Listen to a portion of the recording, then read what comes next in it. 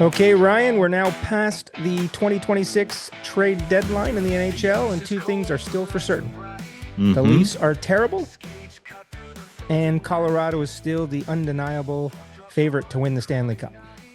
Can't argue with that. Can't argue with that. Nope. I can't argue with that. The trade deadline was about what I expected. So a couple of bigger names changed addresses.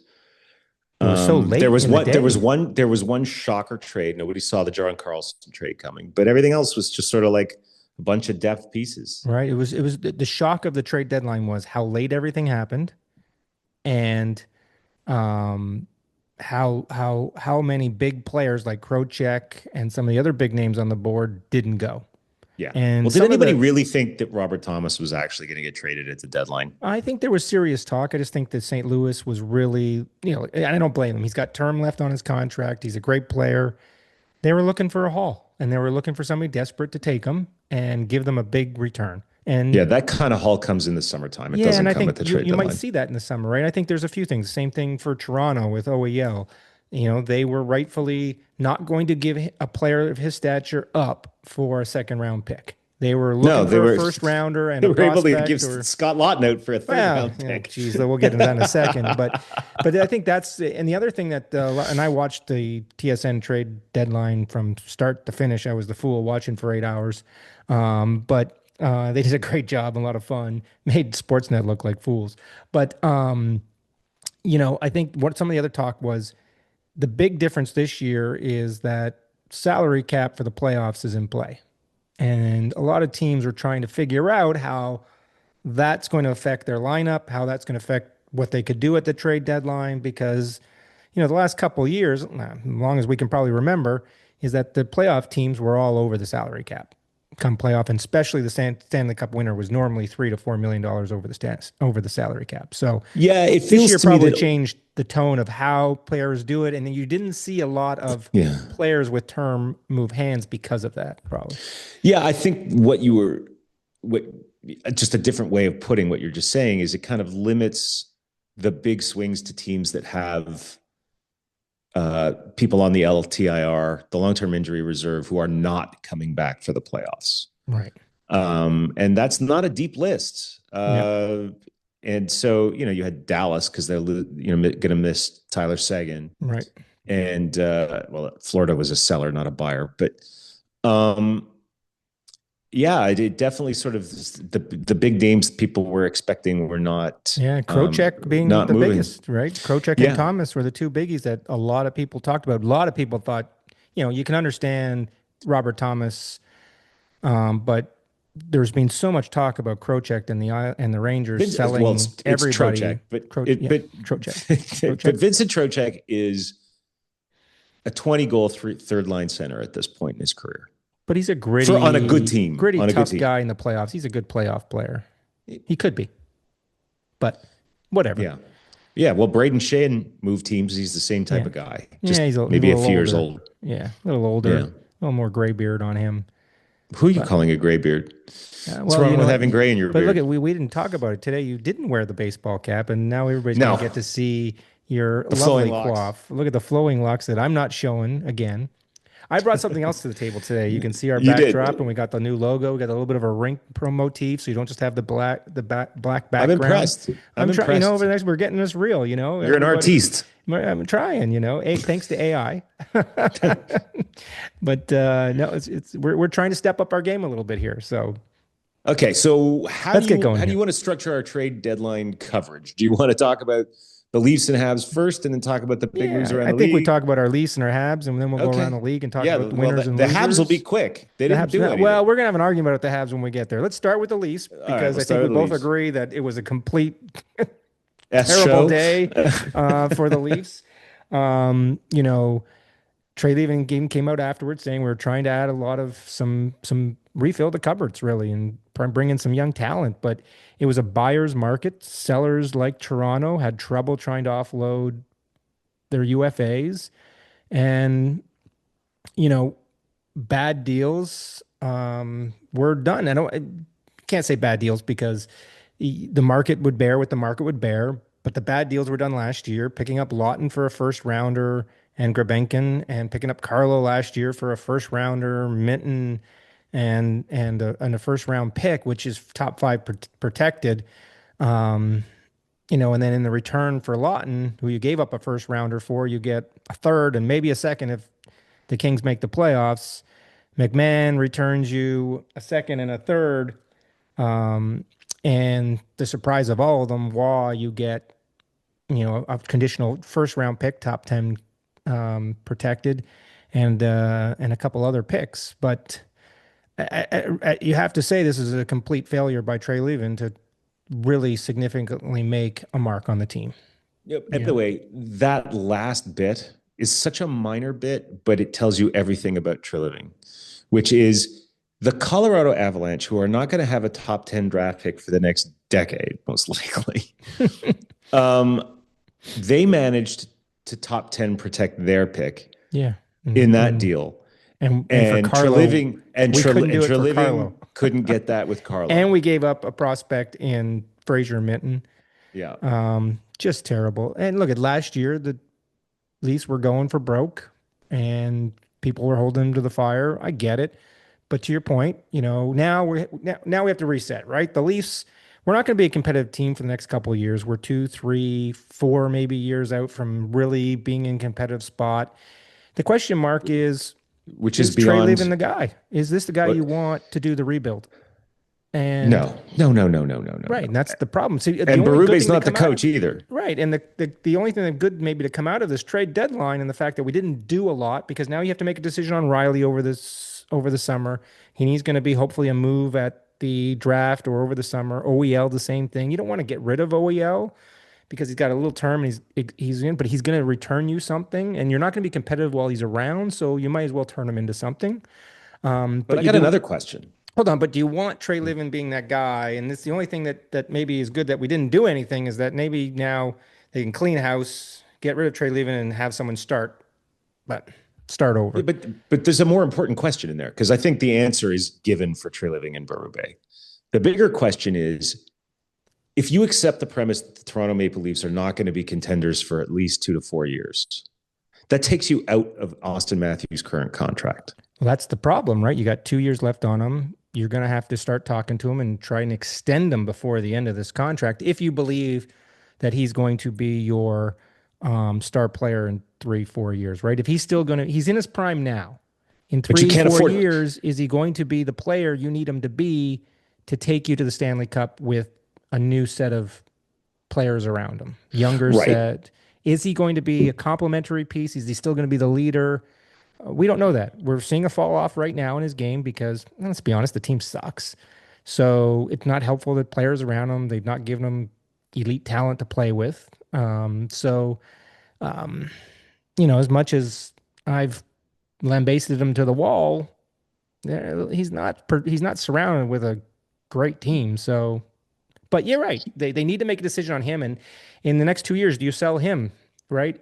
But if you do that, and then it's a full rebuild, and you're 5 to 6 and 7 years away from being competitive, right? Right. It's so like if you want to do the turnaround that we talked about, that Bruins have seemingly done a little bit of retool, you need him and you need to extend him, right? Yeah, and you also need to make moves in the meantime, right, that keep them competitive, right?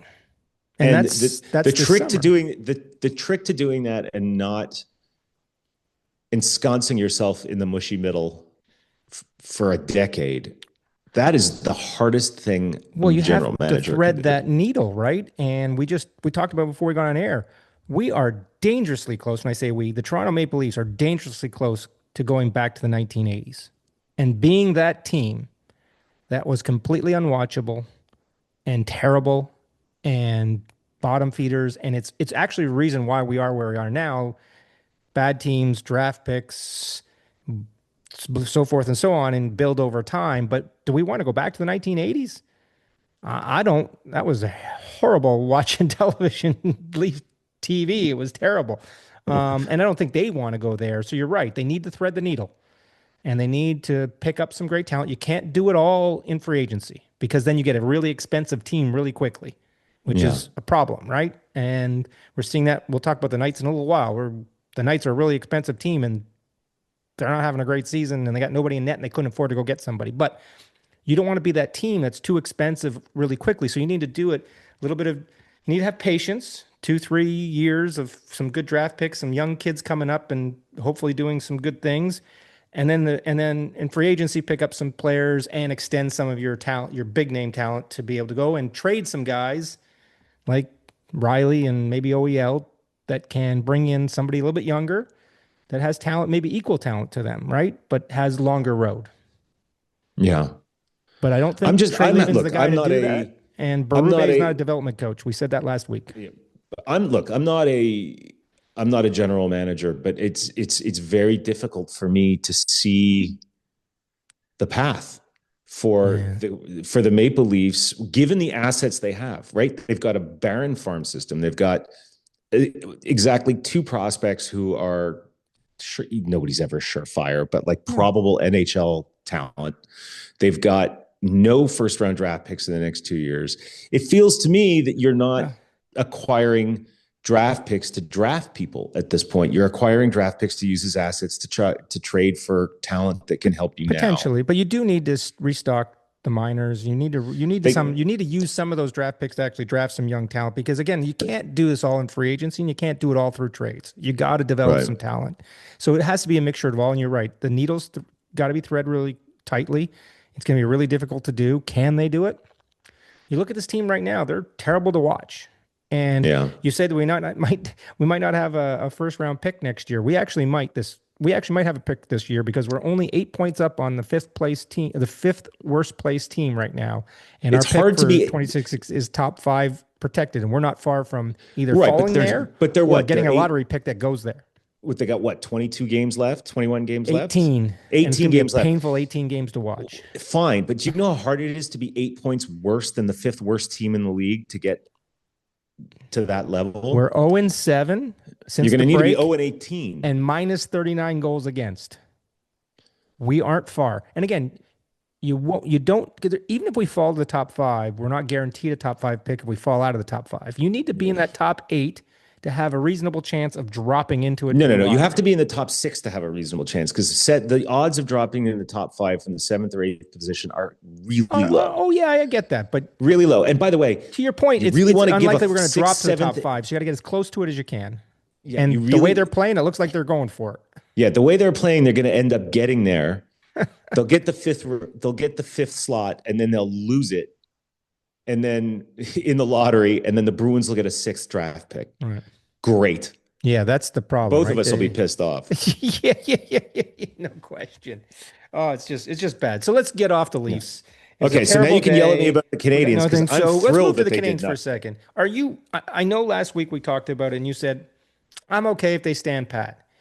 Given what happened in the East with Carolina doing very little, Tampa Bay bringing in the Stanley Cup jinx and Corey Perry, that's all they did, and nobody else in the East really making a significant move other than maybe Buffalo bringing in Logan Stanley and Shen and making some moves to improve their team.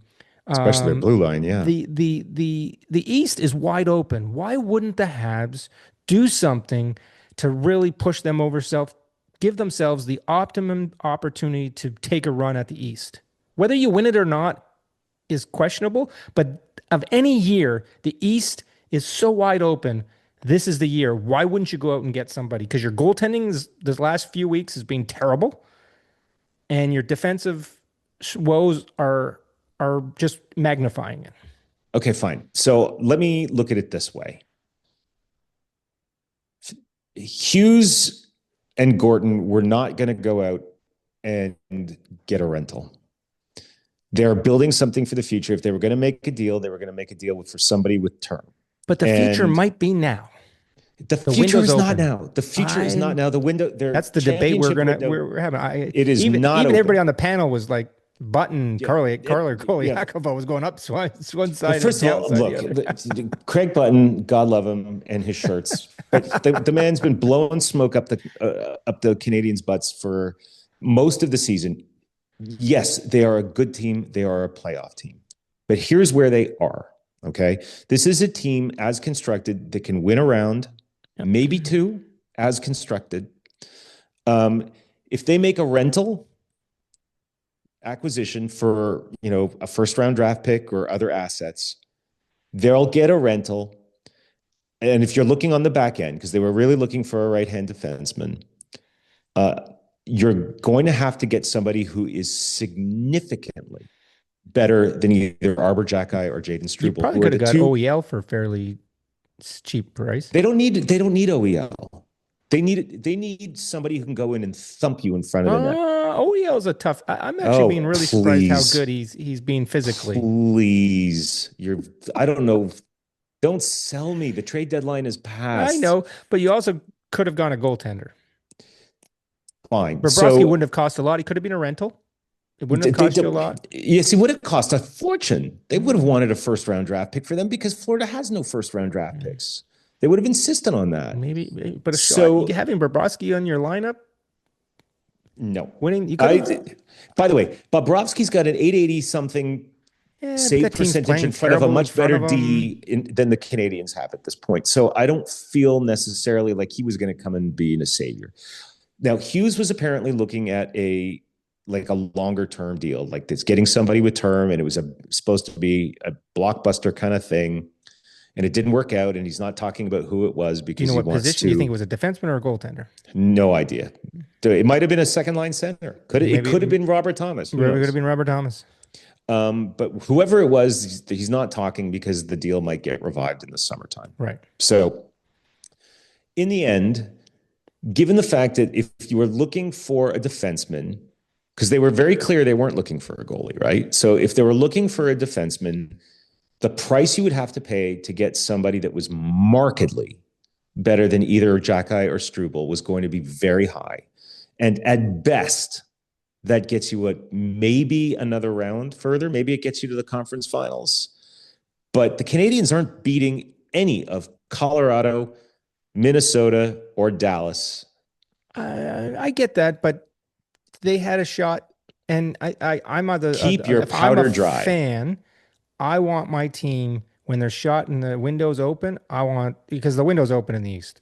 And this is Right fine. now, And this this is why the team Maple could Leafs beat are where they are because this all the team Maple could Leafs beat Tampa fans are Bay, demanding what you Buffalo, are. or Carolina, right? They could beat them, and if they had given themselves a player, whether a defenseman or a goaltender, to fix some of the woes, they could be in a better position to do that. Do I think they're going to do it now? No, because the class of the East up until the trade deadline was Tampa Bay. And tonight it just changed to Buffalo. Buffalo's now beaten them twice, 4-1, and then a wild, crazy game, Yeah, which we'll talk about later, yeah. 8-7 And Buffalo, today. by the way, and And it Buffalo was a has play. pretty much owned Montreal over the Yeah. last 4 games. And I don't think Montreal beats Carolina, even with another defenseman in a 7 game series. Carolina didn't do anything either, though. If they Yes, think that but the because moves they're they made in the defensively summer are going to help stingy. them. Yeah. Look, I feel very good about Montreal keeping their powder dry. Really good. I think having those 2 first round draft picks in their pocket for next year is going to be fantastic. Okay. The one for this year, they might have a great opportunity to unload this summer for a massive asset upgrade. So here's my point too: is if you have so many assets and so many young players on the roster now, how many more can you have? And how many more places do you have on the current roster for more young talent that's not ready to win? Right? You're in a win the next 2-3 years mode. Some of those guys got to go in order to fill it in with some veterans that can actually win now. Yeah, I think that's true. But if you're in a position where you want the ability to be competitive and a contender for a decade, we talked about this last week. I think you need to still have those a contender for the next up. decade without winning it is Montreal fans will revolt at some point. Well, the Maple Leaf fans didn't revolt until we can get into how bad the Leaf fans are, and I'm one of them, and the corporate crap that's gone on there over the years of greed and money. But I don't think so you and I will agree. You and I will agree to disagree on Montreal staying. Well, we're not going to agree on this one. We can fight for that. Yeah. So you're the winners and losers. Playoffs like I am with the Habs out after the first or second round, then we'll have that discussion again. I'll live with that. Okay. So the rest of the trade deadline was shocking in that the battle. We can move to the West a little bit. We can go around the league about winners and losers of the trade deadline. The trade But deadline didn't really mean that much well, it in didn't the end, change anything because everybody was except chasing to, Colorado, and now they're yeah, still well, chasing Colorado got Colorado. better. Colorado's got the most center depth in the league, and it's not particularly close. Down the middle, McKinnon, Nelson, Kadri, Waugh, or Roy, I or mean, whatever you that's want to call him. we'll call What it other raw. team is Kadri the third line center? Yeah, he's like they are deep and dangerous. I mean, It's crazy. and they They're and by the way, don't sleep on picking up Kulak for Sam Girard. Like we talked about that absolutely, trade a little bit already, but that's an upgrade. A absolutely. disappointing upgrade to me because I think I talked about him last year on the pod. I like Girard. He's a Yeah, good, he's not the biggest guy, but he's a puck moving defenseman.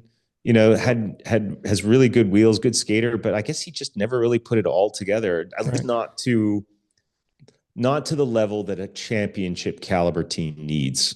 right. And besides, you've got the best puck moving defenseman on the planet on your team Absolutely. already. But I think the lateness of the Kadri deal, because if the rumors are true, Kadri was going to Colorado and Toronto was never going to have a chance to trade Waugh or Roy or whoever you want to call him.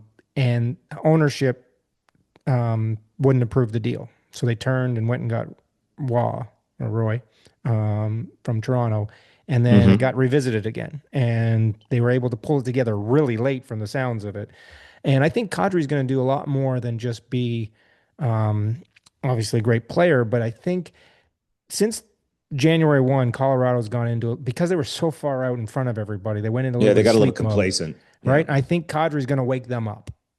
His type of Mm-hmm. play and his fire is going to wake that team up. And they just beat um, um, the Wild today. They beat Dallas on Friday, Dallas. Yeah. both in shootouts and both wild games. Those are going to be, again, we said it last year. Those three teams are going to beat the living snot out of each other. And last year you had Winnipeg in that instead of Minnesota. But now it's Minnesota, Dallas and Colorado.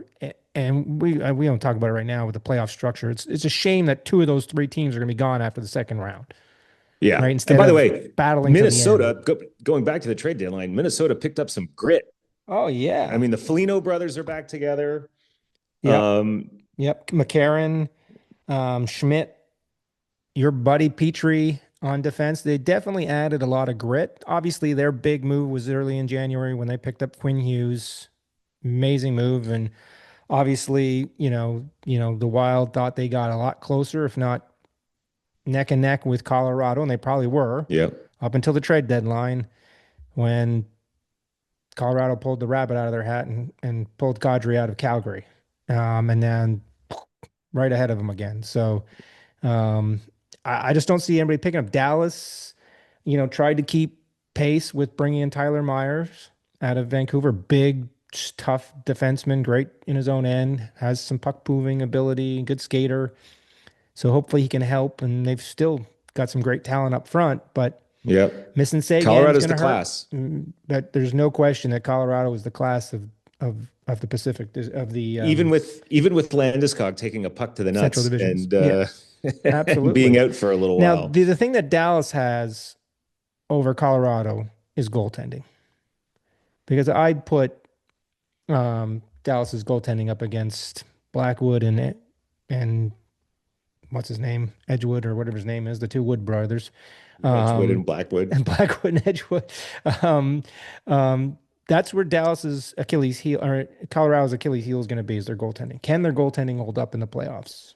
It's Um, been pretty good so far this yeah. year. Well, again, we By the said way, this before. Biddington Mediocre Biddington team. versus Hellebuck in the gold medal Yeah, game. That's look how that ended. So maybe absolutely. Ottinger has the juice to steal a Absolutely. We'll series. see. We'll see. But, you know, what else? The Oilers, obviously, again, um, shockingly, but not shockingly, they didn't pick up a goaltender.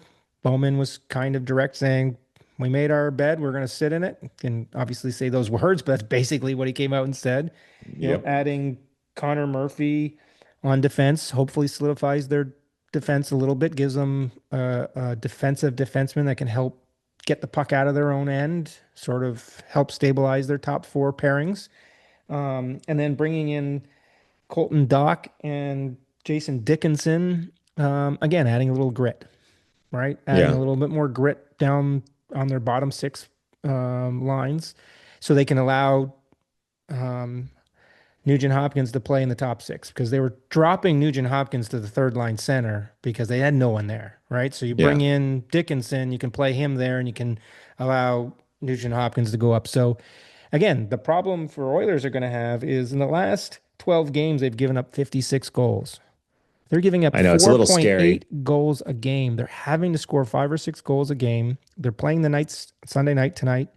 Um, and it's just ugly of how they're winning, and they've got to fix their team structure, defensive structure, and hopefully with these changes and bringing Coffee back, they can make some kind of a run here. But Yeah, nobody saw the Pacific Division leading Anaheim Ducks coming. That's oh, for sure. jeez, no question.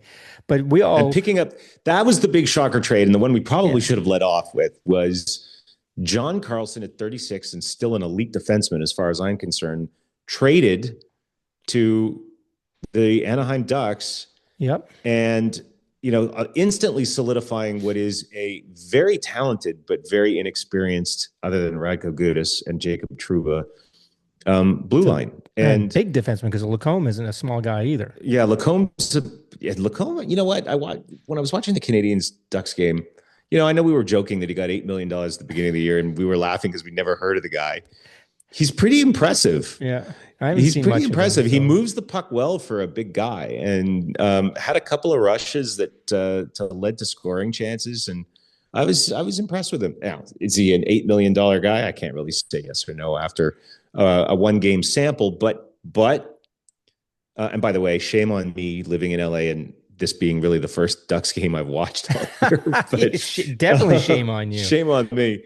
It's hard enough following two teams and possibly, and partly three, because I want to watch a Leaf game so I can talk to you intelligently about that. So it's hard to watch enough hockey to like throw in another team. Oh But yeah, my wife hates me right now. The amount of hockey I'm watching the last wait till the 5 days. wait till the playoffs start.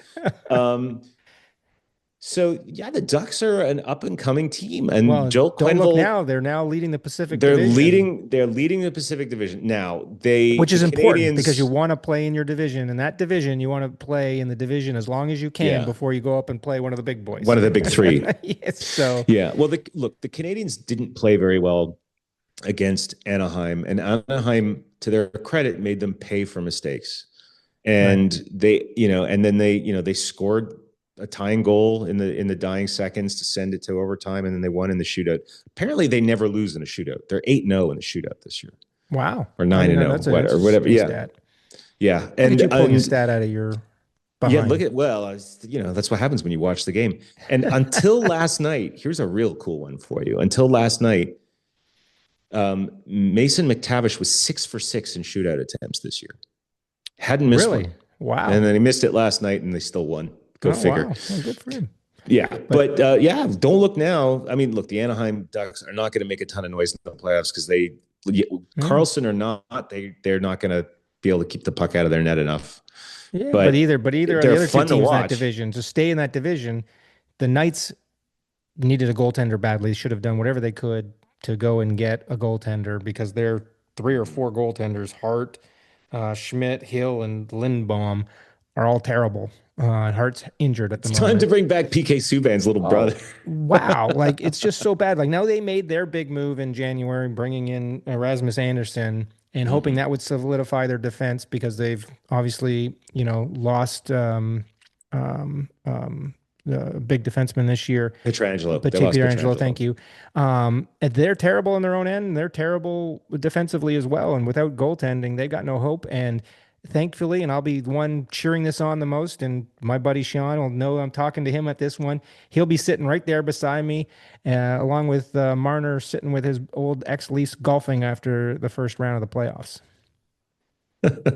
Maybe they'll all be watching Montreal. They all might be watching Montreal until they're gone in the second for not going getting a goaltender. But before we leave the West for a second, the team, forget about winning and losing trade deadline. The big winners, if they can turn it into something, in my impression, is the Calgary Flames. Yeah, They they've got have draft picks coming out of their ears.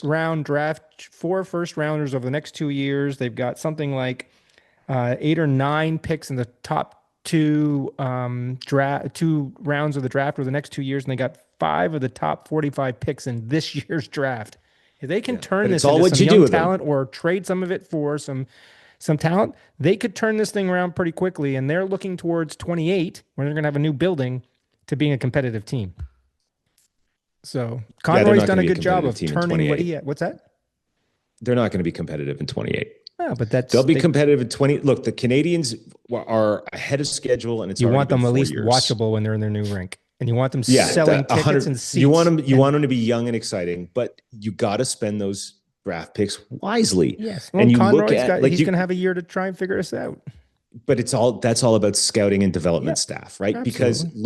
look what the Rangers did with all of their first round picks since they started their rebuild. Well, we've The talked only her one to her still with blue the in the face about the Rangers' but the dysfunction. only one they still have is Lafreniere, and he's He not might be not busting there down at the the end of doors of the this league. summer Yeah, either. He might not be there. exactly, So, exactly. but as we go back to I want to talk about Buffalo for a second and go back to the East a little bit. Worst to first. Worst to And first story. and you watch the game, so you tell everybody. Oh And my God. we're running a little long today, but we have to talk Oh about the my game God. today because I haven't seen a wild, crazy game like that. It started from the beginning that it was clear that these two teams don't like each other.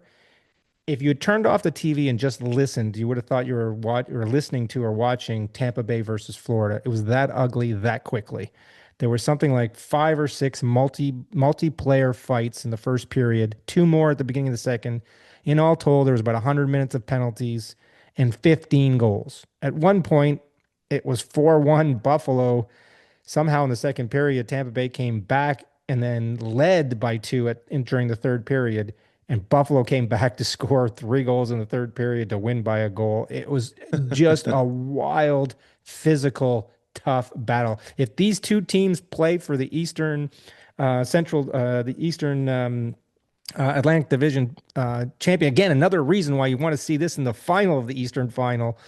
It'll be a fun 7-game series with these two going at it because it was a physical battle. It was clearly, and forget about the 15 goals for a second. The defense was terrible and goaltending wasn't great, but the physicality of this game was playoff physicality. yeah, It was scrum after every whistle, every puck stop, guys going in after the goaltender. It was just crazy. Fights galore. Buffalo's got two defensive defensemen coming. So Yeah, and neither of Stanley or Shen were in the lineup. The only excuse me. pickup of Buffalo, no problem. The only pickup of Buffalo that was in the lineup tonight was Carrick. So Yeah, they're going to look a lot better, and they've beaten Tampa Bay twice now. They beat them 4-0 earlier in the week, and they beat them 8-7 tonight. And they're going to play again in April, and that's going to be a bloodbath, and it's going to be a yeah, revenge night, especially if there's first place in the East up for grabs. yeah, But yeah. how fun is it going to be to watch this over the next couple weeks? Even if I It's don't gonna have my be. Leafs to watch, I'm gonna have to You find a got a different lot hat. of I thought you were gonna send me a you. Montreal Canadiens hat, so I don't have to. I can burn this I Leafs know. hat. I thought maybe that's why you were wearing the Maple Leafs hat to remind I, me. All right, I was wearing it because it's the last time you're probably going to see it for a little while. Okay. Because I can't wear this in public anymore. People just laugh Okay. at me, rightfully so. Rightfully so. Um, Well, so before we wrap this up, I have to talk a little bit because I was at the Canadians Kings game yesterday with my daughter, who you're is gonna have to bring your a daughter back on so we can give her the gears the way she gave us the gears a few right. months ago. Believe me, she wanted to, but she wasn't coming on to let us give her the gears. So I said no. But she was wearing her Kings jersey and she cheered on her team. And she thought she had it until 5 minutes left when Trevor Moore took the dumbest slashing penalty ever. Habs score on the power play. 49 seconds later, Suzuki, who else, puts them in front. And this time they actually played good 5-on-6 defense, even though they gave up a couple of open point shots and managed to salt the game away. But so how did that go between the two of you during the game? Because my oh my daughter, God, she was just, fortunately we were or letting each other unfortunately, are have Leaf it. fans, so we're rooting for the same team. We were letting Your each other daughter, have it. you Letting should each record other that. I have want to it. come watch a game with the two of you. That'd be fun. Yeah, it'd be fun. And so we, but sitting behind, first of all, You had great seats. I saw the picture. We had great seats. We were ninth row behind the penalty box, and the 1/3 of the lower bowl was red. Wow. Well, Yeah. Canadian teams at and the one Canadians point, and Leaf fans, they travel. at one point, I swear to you, at one point in the third period, when the Canadians were pushing for the tying goal, the Ole Ole Ole song was going in full force. Kidding. In LA. In LA. It was really That's impressive. Wild. And the Kings fans tried to drown it out with "Go Kings Go," but it didn't happen. No one gets overcast. I think they sensed something bad was going to happen. But I want to finish the story by saying, shout out to my new friend Mark, who is from Montreal, sitting behind me with his son, who he managed to turn into a Canadiens fan, even though he never really grew up in Montreal. And my daughter, being of the four of us, the only Kings fan, and chiding this young man for having been, quote, indoctrinated. So into the cult of the Canadiens. So I'm so glad we came back and won that game, because my daughter needed a little bit of humility. Humble pie. Does this mean we have a new listener or viewer now that we're on video here? Do we have a new Aiming 5 I forgot. I have viewer? to confess, as the marketing genius that I am, I forgot to mention man. Come on. Come on. Okay, so you've got a task for the next week. We normally talk at the end. We won't go on it, but we're all looking forward to seeing how these trades play out and the players join their teams and seeing how it works out. But you've got to go and get us a new listener. We've now got 3 That'll be my job. Listeners. We got 3 German. We got to add another German listener, which is great. So hello out there to our new German listener. And we failed this week to talk about the Evgeny Malkin 5-game suspension. So we'll talk about that next week when we see each other again on the Aiming 5-Hole podcast. You have a great week, Ryan, and I'll see you next week right here. Same to you, my man. See you later, man. Have a good night. Bye-bye. Yep.